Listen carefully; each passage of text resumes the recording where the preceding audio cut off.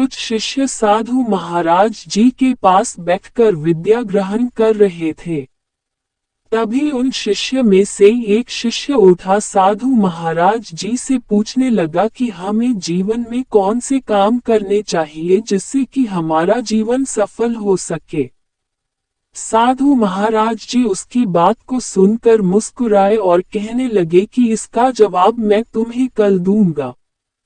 जब सुबह हुई तो साधु महाराज जी अपने शिष्यों को लेकर एक गांव में जा रहे थे। तभी साधु महाराज जी ने अपने शिष्यों से कहा कि तुम्हें घर घर जाकर भिक्षा मांगने चाहिए और जब भिक्षा मिल जाए तो तुम्हें उस पेड़ के नीचे आकर उपस्थित होना होगा। जब सभी शिष्य भिक्षा मांगने के लिए निकल गए, किसी शिष्य को कुछ मिला और किसी दूसरे शिष्य को कुछ खाने में मिल गया और वह सब कुछ इकट्ठा करके उसी पेड़ के नीचे साधु महाराज जी से मिले। साधु महाराज जी ने जब सभी शिष्यों से पूछा कि सभी लोग भिक्षा लेकर आ गए हैं तो तभी यह सभी शिष्य बोले कि हम सभी यहाँ पर उपस्थित हैं।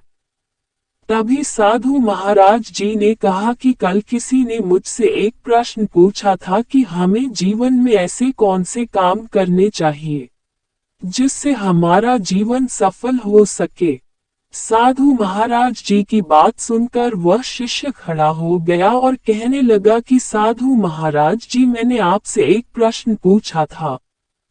तब साधु महाराज जी ने कहा कि आज तुम सभी लोग भिक्षा मांगने के लिए गांव में आए हुए थे। किसी ने अपने मन से भी भिक्षा दी होगी और किसी ने अपने मन से भिक्षा नहीं दी होगी। यह बात आप सभी लोग जानते हैं। जिसने अपने मन से भिक्षा को दिया है हमें उसी के अनुसार अपने जीवन में कार्य करने हैं। हमें अपने जीवन में वही कार्य करें जिससे सबको खुशी प्राप्त हो और वह भी अपनी इच्छा से करने हैं।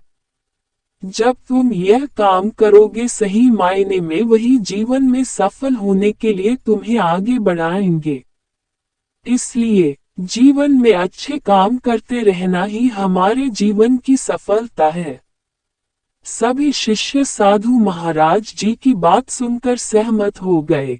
हमें भी अपने जीवन में अच्छे कार्य करना चाहिए जिससे सभी को खुशियां प्राप्त हो सके।